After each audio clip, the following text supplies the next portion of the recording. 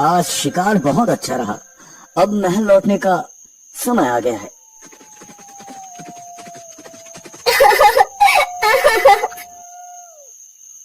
ये आवाज कहाँ से आ रही है? चलो देखते हैं।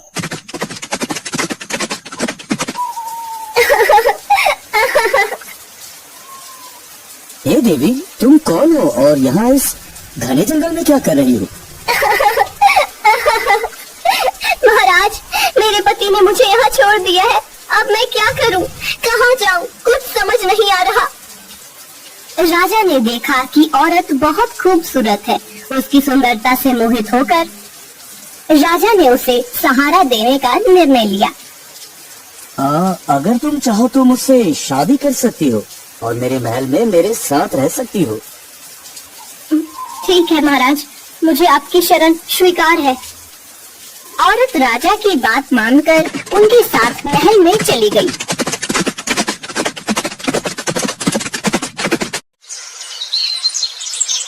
दोनों ने शादी कर ली। राजा वीरेंद्र की पहली पत्नी रानी सौम्या ने न चाहते हुए बड़ी मन से दोनों का महल में स्वागत किया। रानी सौम्या के दो पुत्र थे, राजकुमार आदित्य और राजकुमार धीरेन। वो दोनों बड़े ही चंचल थे, परंतु छोटी रानी सुष्मिता के महल में आने के बाद से दोनों चुप से रहने लगे। हमें कुछ ठीक नहीं लग रहा। कुछ दिनों से राजकुमार आदित्य और राजकुमार धीरेन कुछ चुप से रहने लगे हैं। अरे बड़ी महारानी, आप व्यर्थ में चिंतित हो रही हैं। राजकुमार ठीक हो जाएंगे। हम वैद्यराज जी को अभी संदेश भिजवाते हैं। जी महाराज, आप कह रहे हैं तो हम मान लेते हैं। राजवैद्य दोनों राजकुमारों का इलाज शुरू करते हैं, पर दोनों की प्रकृति में कोई सुधार नहीं होता। ऐसे ही दिन बीतते जा रहे थे। कुछ दिनों बाद राजा भी बीमार पड़ने लगे। दिन पर दिन उनकी तबीयत बिगड़ती जा रही थी। महाराज, हमने हर संभव इलाज किया, लेकिन आपकी तबीयत में कोई सुधार नहीं हो रहा है। ये आखिर मुझे क्या हो रहा है? जब कोई सुधार नहीं हुआ तो राजा ने मशहूर वैद्य महर्षि चरक जी से मिलने का निर्णय लिया।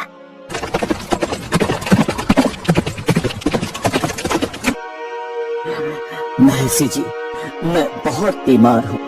जब से मैंने नई शादी की है, तब से मेरी तबीयत बिगड़ती जा रही है। महाराज, क्या आप बता सकते हैं कि वो औरत आपको कहाँ मिली थी? महर्षि, वो मुझे जंगल में मिली थी जब मैं शिकार से लौट रहा था। महाराज, वो औरत नहीं, इच्छाधारी नागिन है। नागिन, उसके जहर के कारण ही आप बीमार हो रहे हैं महाराज। मुझे विश्वास नहीं हो रहा कि मेरी नई रानी नागिन है। आप एक काम करें, महल जाकर हर जगह से पीने का पानी हटा दे और कुएं को ढक दे। फिर आधी रात को उसे कहे कि आपको बहुत प्यास लगी है और पानी चाहिए। देखना वो पानी कहाँ से लाती है। राजा ने वैद्य महर्षि चरक जी की सलाह मानी और महल में सभी पानी के बर्तन खाली करवा दिए और कुएं को ढकवा दिया।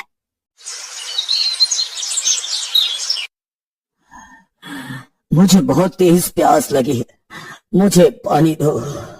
ठीक है, मैं पानी लाती हूँ। नई रानी बिस्तर पर लेटे लेटे ही एक गिलास हाथ में लेकर पानी ढूंढने लगी। उसने अपना हाथ बिस्तर से लंबा करके पूरे महल में पानी ढूंढा, लेकिन कहीं भी पानी नहीं मिला। फिर उसने अपना हाथ कुएं की तरफ बढ़ाया, लेकिन वहाँ भी पानी नहीं मिला। अंत में उसने अपना हाथ बहुत दूर नदी की तरफ बढ़ाया और वहाँ से पानी लेकर राजा को दे दिया। ये औरत तो सचमुच नागिन है। बिस्तर से उठे बिना नदी से पानी ले आई।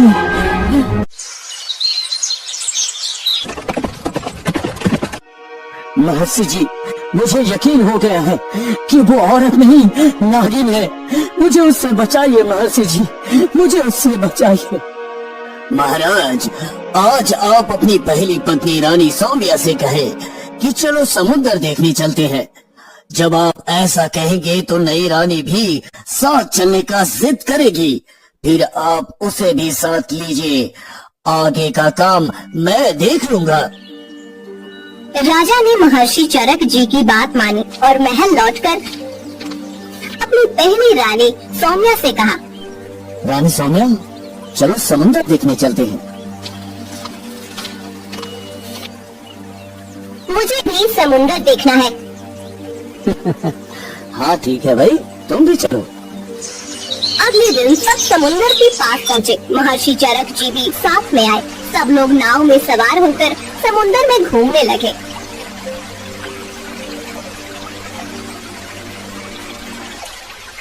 ये समुद्र बहुत गहरा है, आज तक कोई भी इसकी गहराई का पता नहीं लगा पाया। मैं समुद्र की गहराई का पता लगा सकती हूँ।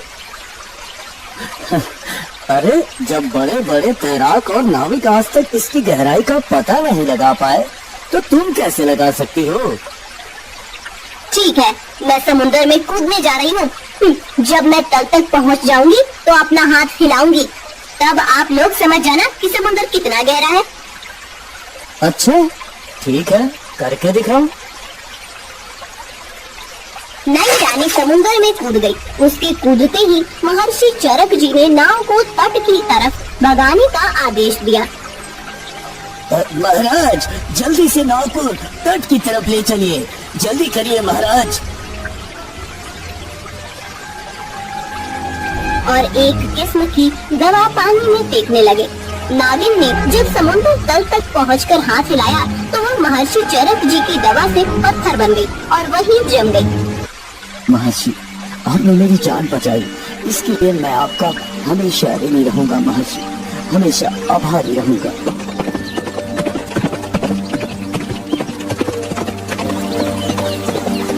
राज्य में दोनों राजकुमारों की प्रकृति भी ठीक हो गई और राजा भी स्वस्थ हो गए। राजा ने महर्षि चरक जी को ढेर सारा इनाम दिया और अपनी पहली रानी सौम्या और दोनों राजकुमारों के साथ खुशी खुशी रहने लगे। कहा जाता है कि वह नागिन आज भी समुद्र तल में अपना हाथ हिलाती रहती है। ओम नमः शिवाय, ओम नमः शिवाय, ओम नमः शिवाय। महल में इच्छाधारी के खात्मे के बाद हर कोई चैन की सांस ले रहा था, लेकिन महर्षि चरक जी के चेहरे पर चिंता की लकीरें गहरी होती जा रही थी। उनके मन में किसी अनहोनी का संकेत हो रहा था।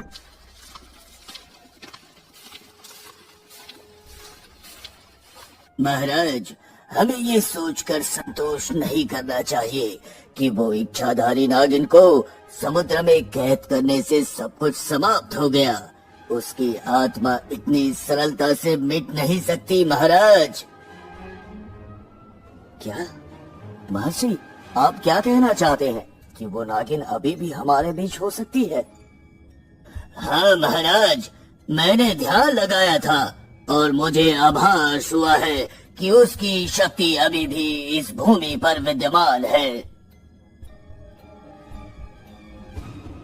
ओम नागिनाय स्वाहा, ओम नागिनाय स्वाहा, ओम नागिनाय स्वाहा, ओम नागिनाय स्वाहा। दूसरी ओर समुद्र के गहरे तल में जहाँ नागिन की आत्मा को महर्षि ने एक पत्थर में कैद कर दिया था, वहाँ एक दुष्ट तांत्रिक ने अपनी साधना शुरू की थी। उसका लक्ष्य था नागिन की शक्तिशाली आत्मा को मुक्त कर उसके माध्यम से अपनी शक्ति बढ़ाना। ओम नागिनाय स्वाहा, ओम नागिनाय स्वाहा। तेरी शक्ति को मैं बुलाता हूँ। ओ नागिन, इस संसार में वापस आ, वापस आ। समुद्र की लहरें बढ़ने लगी। पानी में से एक तीव्र नीली रोशनी उभरने लगी। वह पत्थर जिसमें नागिन की आत्मा बंद थी धीरे धीरे फूटने लगा। अचानक एक भयंकर गर्जना के साथ नागिन पत्थर के बाहर आ गई। मैं मुक्त हो गई। इस संसार ने मुझसे जो लिया, अब मैं उसे वापस लूंगी। हाँ, मैं तुम्हारी शक्ति के साथ इस दुनिया पर राज करूंगा, राज।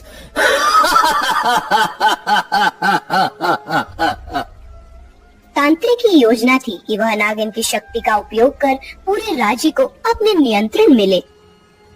ये तो संभव नहीं है तांत्रिक। नागिन ने अपनी कुटिलता से तांत्रिक को धोखा दिया। वह उसे मारकर उसके सारे जादू पर कब्जा कर लेती है। अब नागिन पहले से भी शक्तिशाली हो चुकी थी।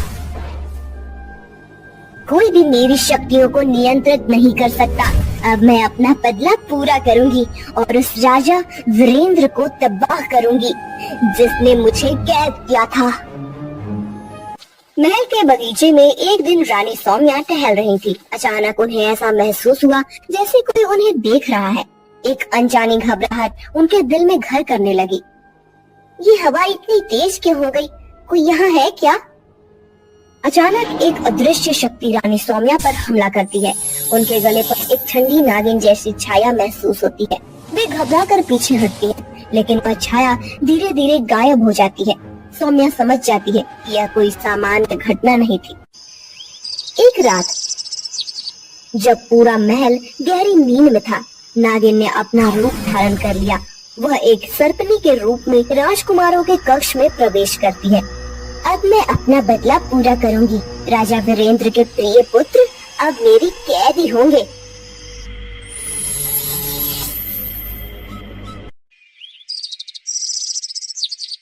महल में कोई भी नहीं जान पाता कि दोनों राजकुमार गायब हो गए हैं। नागिन उन्हें जंगल के एक गहरे हिस्से में ले जाती है, जहाँ उसने पहले से ही एक खतरनाक योजना तैयार की थी। अगली सुबह महल में हड़कंप मच जाता है। आदित्य धीन कहाँ गए? पूरा महल छान मारो, ढूंढो उन्हें। महाराज, महारानी, दोनों राजकुमार अपने कक्ष में नहीं है और महल में भी कहीं नहीं मिल रहे। महाराज, मुझे डर है कि कहीं नागिन ने ही उन्हें न ले लिया हो।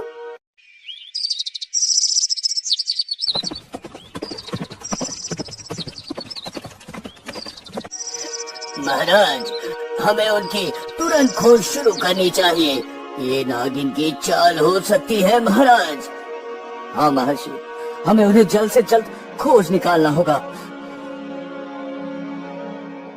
जंगल के एक गहरे और अंधकारमय स्थान में नागिन ने दोनों राजकुमारों को बांध रखा है। वह उन्हें मारने की योजना बना रही है। हमें छोड़ दो, हमने तुम्हारा क्या बिगाड़ा है? तुम्हारे पिता ने मुझे धोखा दिया, अब तुम दोनों उसकी सजा भुगतोगे। अरे नागिन, हमारे पिताजी को ये बात पता चली कि तुमने हमें कैद किया है, तो वो तुम्हारा क्या हश्र करेंगे, पता है ना तुम्हें? हाँ? बच्चे, मुझे डराना बंद करो।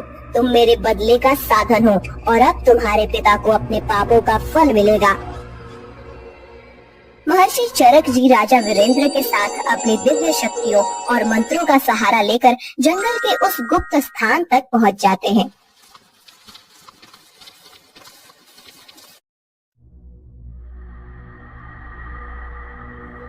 ओम नमः शिवाय, ओम नमः शिवाय, ओम नमः शिवाय। हे देवों के देव महादेव, इस दुष्ट आत्मा को बांधो। नहीं, यह नहीं हो सकता। तुझे मेरे बच्चों से दूर रहना चाहिए था नागिन।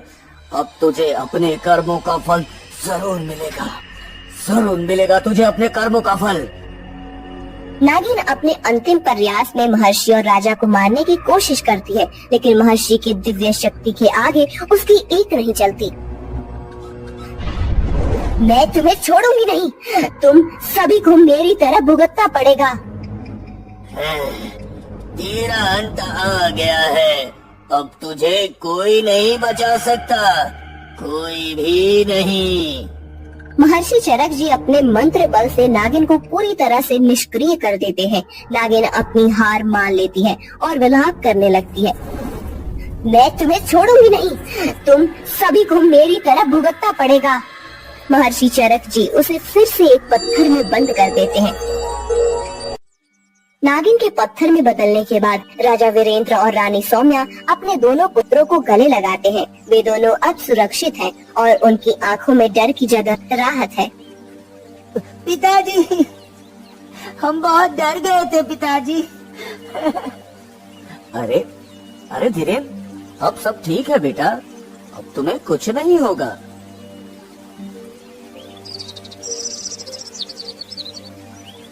ओम नमः शिवाय, ओम नमः शिवाय, ओम नमः शिवाय। मैं फिर से हार गई, लेकिन मेरी आत्मा हमेशा तुम्हारे पीछे रहेगी राजा वीरेंद्र।